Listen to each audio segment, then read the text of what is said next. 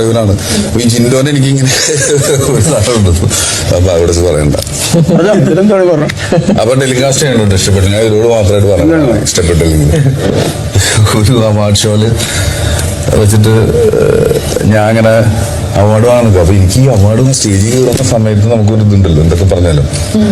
കാരണം നമ്മള് എവിടെ നിന്ന് വന്നു എന്ന് എനിക്കറിയാം. ഇപ്പൊ ഒരു അവാർഡ് എന്ന് പറഞ്ഞാൽ എത്ര ചെറുതായാലും വലുതായാലും നമുക്ക് വലിയൊരു കാര്യം അത്. അപ്പൊ ഇങ്ങനെ കയറാനായിട്ടൊക്കെ റെഡിയാക്കുന്ന സമയത്ത് ഒരാൾ വന്നിട്ട് ബാക്കിൽ തോണ്ടിയിട്ട് ഞാൻ പേഴ്സണൽ ഡ്രൈവറാണെന്നൊന്ന് പറഞ്ഞേക്കോ. ഞാനിവനെ നോക്കിയിട്ടുണ്ട്, എനിക്കുണ്ട്.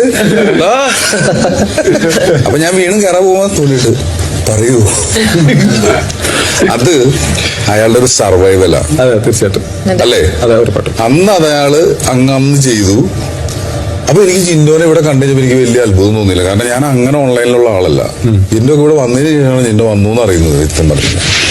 അപ്പൊ ഒരാൾ അവിടെ എത്തുന്നെന്ന് പറഞ്ഞാൽ എനിക്കിത് കിട്ടി, എനിക്ക് രക്ഷപ്പെട്ടേ മതിയാവൂ എന്നുള്ളതാണെങ്കിൽ ഒരു പഠനമില്ല, ഒന്നുമില്ല. ആ ആവശ്യത്തിന്റെ മുന്നിൽ ഊപ്പി വരും. കാരണം അതിന് ഏറ്റവും വലിയൊരു ഉദാഹരണമാണ് ഞാൻ. കാരണം ഞാൻ ഒരു